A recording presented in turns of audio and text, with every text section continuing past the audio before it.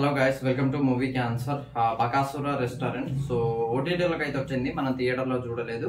So ఇక్కడ నుంచి వెళ్ళి డిహెచ్ఎం అని చెప్పేసి, అదే డైలీ హర్రర్ మూవీ అని చెప్పేసి ఒక కొత్తదైతే రోజు మనం ఒక సిరీస్ టైప్ లో నేను రిలీజ్ చేద్దామని అనుకుంటున్నా. అంటే రోజుకు ఒక హర్రర్ మూవీ చూసి మీకు చెప్పడానికి అయితే ట్రై చేస్తా. సో ఫస్ట్ అయితే ఈ బకాసుర రెస్టారెంట్ చాలా బాగుంది, చూసేయండి. స్టోరీ పరంగా అయితే అంటే రెగ్యులర్ హర్రర్ మూవీస్ లాగా ఉంటది, ఒక తిండిపోతు దయ్యం ఉంటది.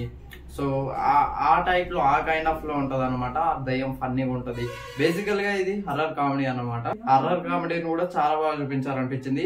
అండ్ బీజిఎం కూడా చాలా బాగా కొట్టారు. ఎస్పెషల్లీ ఎమోషనల్ సీన్స్ దగ్గర విషయానికి వస్తే లిటరల్లీ ఏడిపించేసారన్న స్టేజ్ కి తీసుకుపోతారు మనల్ని అయితే. నాకైతే చాలా బాగా నచ్చింది ఆ ఫ్లాష్ బ్యాక్ పోర్షన్ అయితే.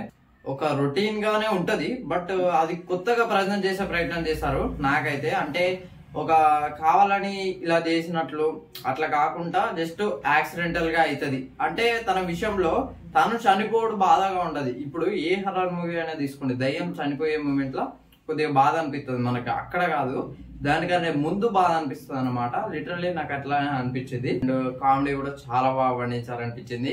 ఎస్పెషల్లీ అదే మనకు తెలిసిందే కదా హర్ష గారి కామెడీ. నాకు పేర్లు తెలియదు, సో మీరు చూసి మీకు తెలిస్తే కింద కామెంట్ చేయండి. అంటే నాకు గుర్తుంటలేదు అనమాట.